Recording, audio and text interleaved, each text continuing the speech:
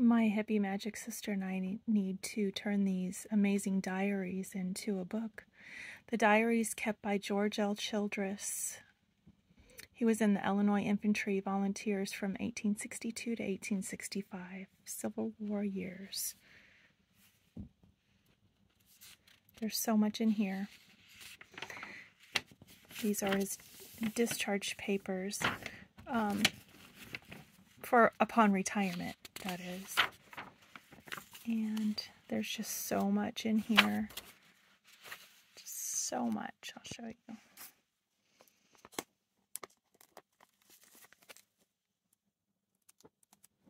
So much documentation. So much written down. So much he shared from day to day. What his days were like every day during the war. It's unbelievable. Truly. Things that he saw. Kept them all written down. And this is a letter here to his sisters. It's a sad one. But he wrote on June 3rd, 1864, this is a copy of the letter. My ever dear sisters, 'tis a sad fact, 'tis true, that I now sit by the grave of our dear lost brother, William Childress. You can imagine my grief at the present time by your own. When you shall have received these lines, 'tis now that we can realize that the rebellion is when we have sacrificed him, who we have held so dear. To give him up seems hard, and I know it will be a heavy blow, but 'tis done. He lives no more on earth. He was a dear brother, but he died like a Christian in full faith. This and the knowledge that he died in the cause of freedom is my consolation, and alas for me, I know not by someone may write my epitaph in 24 hours from this time, for truly we are faced by a deadly foe. And now, my dear sisters, do not grieve. 'Twill do no good. I know it will seem like it is more than you can bear, but be not discouraged. Our brother is happy. In our secret prayers, I have heard him pray for heaven's protection over the loved ones at home. We wait. Our time will come by and by.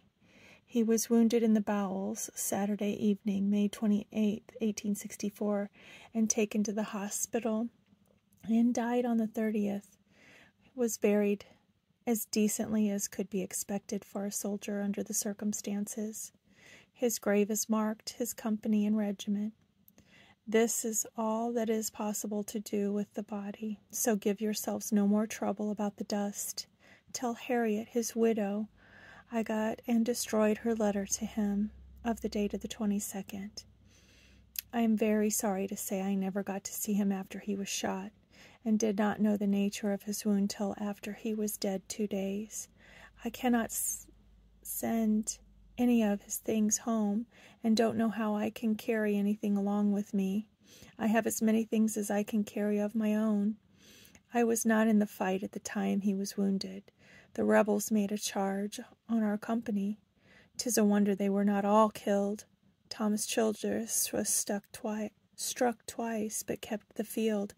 James Lamont was struck in the hand, but kept the field, and I have not been well for several days. This is the reason why I got to come home here today. The doctor excused me from duty.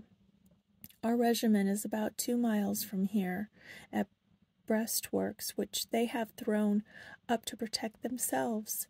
The rebels are in strong force immediately in our front, well fortified in what is called the Altoona range of mountains, and we can see their guns, cannons, which look like they are grinning at us on the top above us. But we will conquer. Our cause will succeed. Our company has lost 3 men killed and 3 wounded. Some companies in the regiment have lost twice as many. I'm very thankful that we have come out as well as we have. I suppose ere this you have seen Dan Lamont, but I must return to duty again. I do not know when the grand attack will be made, nor when their works will be stormed. I don't know what is the reason we do not get a letter from home. I have not even got an answer to the letter written in Alabama. Other boys have gotten mail, but perhaps it is all right. I shall feel very lonesome. We have some fighting every day, most all day and night. We can hear guns firing along the lines. Our lines are near 20 miles long now. We are in General McPherson's command on the right and about 8 miles east of Dallas, seat of justice of Paulding County, just at the place where Will was wounded. But heaven be praised, he's buried where our banner in triumph waves. I must close. We have but very little time now to write letters except home. My love to all the neighbors and friends. I remain your brother, George. Don't fail to write on receipt of this. William Childress was buried in grave number 6663 and National Cemetery at Marietta, Georgia, with 10,403 other soldiers. Something.